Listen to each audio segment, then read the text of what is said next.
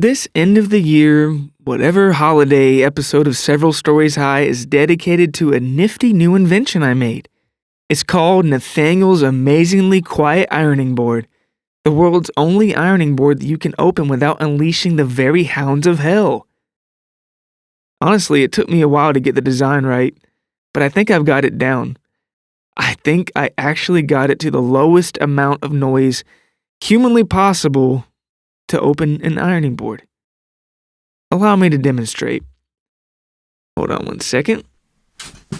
Let me just grab it right here, and here we go. As you can hear, it's virtually inaudible. Listen to the near silence as I continually open and shut this amazingly convenient and quiet contraption. The only question is, what are you going to do with all that peace and quiet the next time you iron your shirts or blouses? I said, what are you going to do?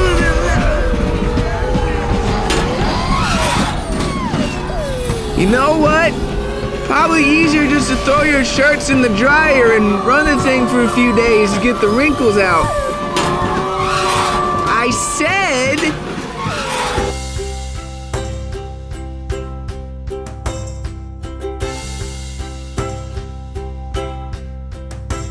Welcome to Several Stories High, an eclectic, electric anthology of fiction, fact, and everything in between. I'm your host, Nathaniel David Knox.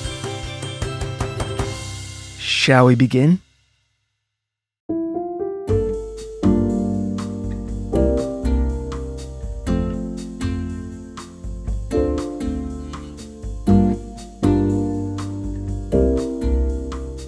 I always thought it would be really cool to throw a cocktail party. You know, something classy, like something from the 1960s New York scene, a la Mad Men, or something out of The Great Gatsby or the Golden Age of Hollywood, like that kind of thing. I'd have a small, close-knit group of friends over to my place for drinks and laughs, and we'd have a great time well into the wee small hours of the morning. Maybe an intimate Halloween masquerade, or a classy Christmas shindig, or even a low-key New Year's Eve thing. I don't know. I could see it in my mind's eye, though. There we were, the few of us, mixed drinks in hand, chatting, snapping our fingers, or tapping our feet to the sultry holiday jazz and bossa nova tunes on the record player as we admired the crackling fire. And people would be like super impressed with my place too, because I would have not one but two scented candles going. Hey, it's my fantasy. If you don't like it, get your own. Well, a few years ago, I finally got my chance to have that party I always dreamed about. And can I tell you something? It sucked. Now, before I tell you about this fun little nightmare, you should know that my memory of the event is, how would you say, like super hazy at best. And as I've pondered this party over the years, the details have changed and morphed into something much more than what actually happened. But aren't most stories like that anyway? Sometimes I recall it as a Halloween party gone awry. Other times it's that one awful Christmas thing I had at my place. And sometimes it's that New Year's Eve thingy that was just kind of the worst. Look, all this to say is, I'm not going to tell you the exact 100% truth of how the party actually went down because A, I actually can't remember a lot of it, and B, I feel like it would be much more fun to tell you an absurd, surreal, even bizarre version of what happened. Because as one fictional TV character from the 90s named Corey Matthews said, "Dad, it's Christmas. You're supposed to exaggerate." So that's what it'll be. An exaggerated holiday story from my life about a just terrible time I had once. A tale stuck in some misremembered purgatory between Halloween, Christmas, and New Year's. Somewhat true, somewhat not. Call it a true-ish story. I can't think of a better way to wrap up the year here at Several Stories High. Actually, I could probably think of 32 better ways, but Honestly, it's like literally 2 or 3 days left in 2020 and just like what the ever, right? I said heck, by the way. Bleep button is being glitchy again. See, there it goes. So, where was I? Ah, yes, the party that sucked. As I said, the details of this are super fuzzy, but all I know is that one Friday evening, my chance for a cool, mellow, low-key Gatsby-esque party for grown-ups had finally come. I was renting out a basement apartment for my parents at the time. Still am, but I was then as well. Impressed? You should be. It was a cold night in October, or November, or December, or early January, and in less than an hour, a few close friends would be coming to my place, my safe place, my castle, or basement of a castle, for an evening of drinks and hanging out. It really seemed like fun. Guests would start arriving any minute, and just like I'd always imagined, I put on some nice holiday jazz or bossa nova on the record player, and I lit not one but 2 scented candles. This should also impress you. I lit 2 candles because one of them was original flavor scent, which smelled like absolutely nothing, hence the need for the second scented candle, apple, cinnamon, pumpkin, cornhole scent, I think. The only thing left to do before the festivities were to begin was to take my dog for a walk, so he wouldn't jump all over everyone and pee on them and pick their pockets. He picked up that bad habit from a plumber who worked on our sink a few years back. So I started my walk with my dog around the neighborhood. It was dark and cold out, but in a very comforting sort of way. Houses had holiday lights all over, lighting up the street with glowing, wintry beauty. Oddly enough, I think it was on that cold, windy walk that I realized something. I am an introvert. I'd probably known it long before, but never really used the word. I liked the peace and calm of that little walk, with a close friend to accompany me. That friend was my dog, of course, but even if the dog had been a human, or even a couple humans at most, I'd still think it was a pretty swell setup. Nothing crazy, just a relaxing stroll with good company. By the time I'd gotten back to the house, though, an odd, nameless fear began to rise up in me. This vague, paranoid, anxious sort of feeling. But why? What was I forgetting? Then I noticed someone knocking on the front door of the house. My apartment was in the basement via the back entrance, mind you. Who was this person knocking on my parents' front door? What do they want? And why in the hell were they dressed like one of the Mario brothers? Seriously, fake mustache and hat and overalls and a bag of mushrooms. The whole shebang. Then I realized something. This person was here for the party. My party. How had I forgotten already? Had my epiphany of being an introvert actually blocked out the reality of my own party? A costume party, no less? The answer is yes. Yes, it did. I greeted the Mario brother with a polite, albeit dazed, high five. I can't remember what he actually said, but it was probably something like, "Yahoo! I brought some vodka, but I didn't know where to go from here, so I started knocking on the front door of your parents' house. Wowzer Bowser." Probably not, but whatever. As I led Mario or Luigi or Merle around the back of the house towards my apartment, I noticed that more and more vehicles were starting to pull into my driveway. When me and my dog and my Mario twin friend finally entered my basement apartment, I remember 4 words coming to mind. 4 simple words that have come to define my entire adult life. This was a mistake. Little did I know the party was just getting started.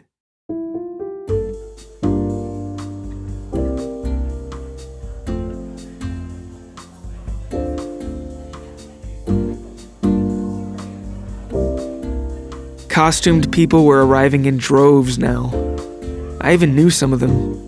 Some were dressed like superheroes, others like TV characters, and I think one group of people came as a set of hand towels. With each new arrival, I became more and more uneasy. It's just a weird feeling to have people you don't really know in your holy of holies, aka your home? Or maybe it's just me. Maybe some people love that kind of thing. Whatever the case, for reasons beyond my comprehension, the party seemed to have evolved into a, "Hey everybody, come to this random guy's house and be sure to invite anybody and everybody. Tell everyone you know," sort of thing. But all was not lost quite yet. Soon, one of my few actual close friends showed up, and his costume was amazing. He brought a puppet, and he and the puppet had the exact same outfit on. Hoodie, Converse, red ball for a nose, and everything. But I was so nervous about the growing amount of people arriving that I couldn't even tell which of them was my friend and which was the puppet. I'm pretty sure we didn't speak for the rest of the evening because of it, with the puppet or with my friend. Pretty soon, the party was in full swing. The cool, calm, classy music I put on was all but drowned out by the chatter now. My house is really just 4 big rooms: the bedroom, the living room, the kitchen, and a weird quasi-storage room of sorts with a ping pong table and a TV made in the late 1600s. Before I knew it, nearly all of these rooms had been taken over by the embodied Frankenstein of an entity now known as the party. And I'm pretty sure there was someone dressed as Frankenstein there too. Or maybe that was just a really wobbly coat rack. Now I know what you're probably thinking listening to this story. You're probably thinking, why were you so nervous? Why were you uncomfortable with people mingling and having a good time at your party? Why didn't you just calm down and have a good time, you douche? And honestly, you have some valid points, to be sure. But the truth is, it took throwing a party to realize that I hate parties.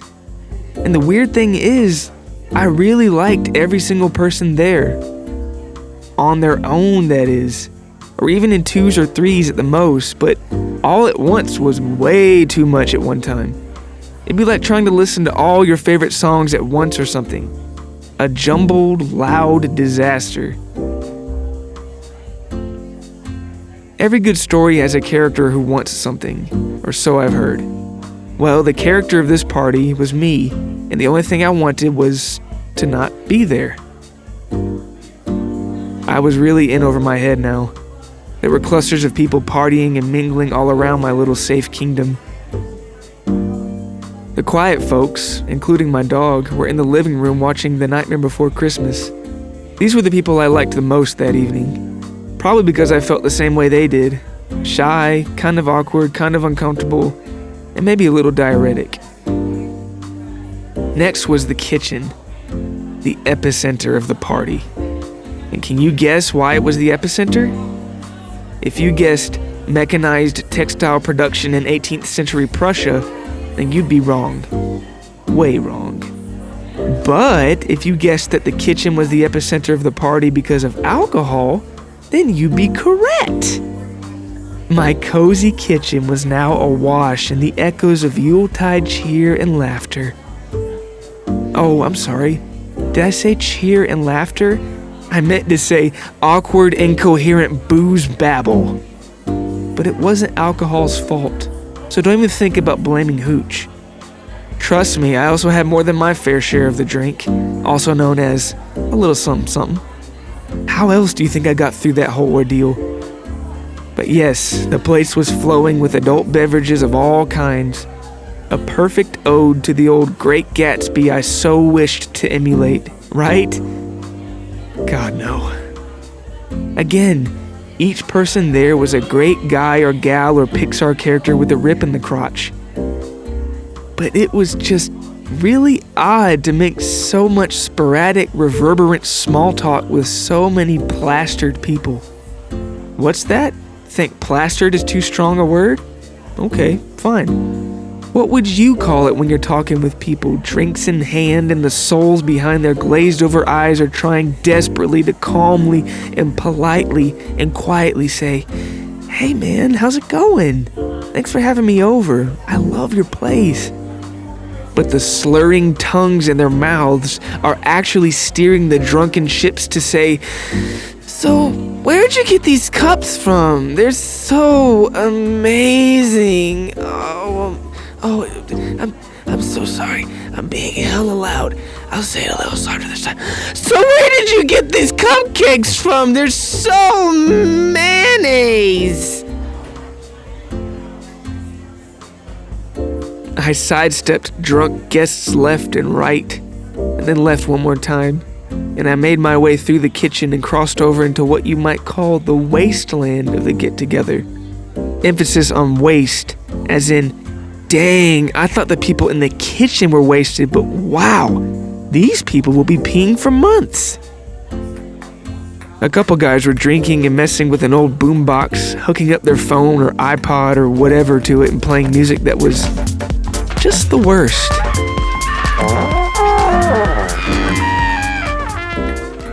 Other people were playing beer pong.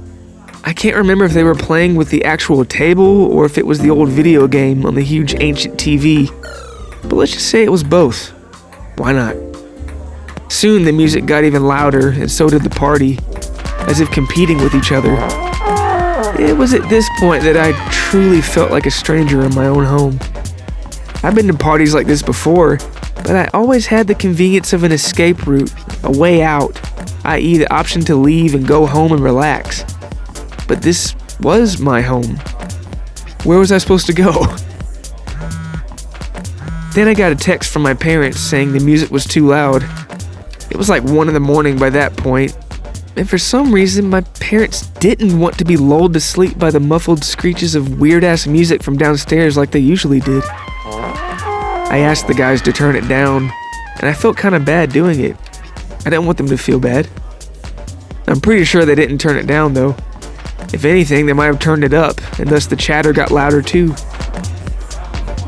The atmosphere of the whole place seemed to grow in awkwardness now. I still felt kind of bad though, if I'm honest. So what if I didn't love having this many people over? I still wanted to be a nice, caring, generous, and hospitable person after all. A good friend. I thought having a party would be fun. I thought it would be classy and full of holiday cheer. Maybe I could make the best of it. But then someone sneezed on my only copy of Encyclopedia Britannica, and I snapped. I reached my breaking point. Enough was enough. I walked back through the crowd, the loud, incoherent conversations burning my ears. There were debates on God and politics and art and philosophy and love and food, and even heated arguments over what the best dinosaur was. Then one random guy dressed like Santa Claus without the beard and red suit asked to borrow all of my coffee mugs for a few months. All of them. And I'm pretty sure someone else found my Lord of the Rings replica swords I had in my closet and used them to carve up the turkey I had in my fridge. Then some other dude with a mullet spilled one of my candles and wax got all over my ukulele. And then a girl dressed as a ninja who I literally had never seen in my entire life was just there all of a sudden, brushing her teeth in the middle of the living room. There was off-key singing, there was dancing, there were impromptu egg roll eating contests, and planned ones too. And to top it all off, someone took a massive dump in the bathroom. In the tub. Did I mention there was a bit of drinking at this party? Can't remember if I said that already or not. I know I took another swig just to keep from dissolving into a big cloud of confused mist. As my entire safe place descended into total chaos, I thought the night would never end. And turns out it didn't.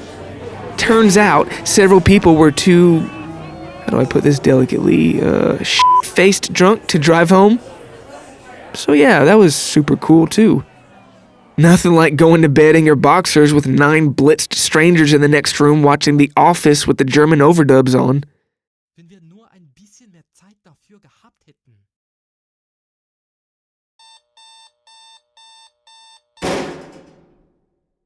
But lo and behold, when I woke up 3 days later, everyone was gone.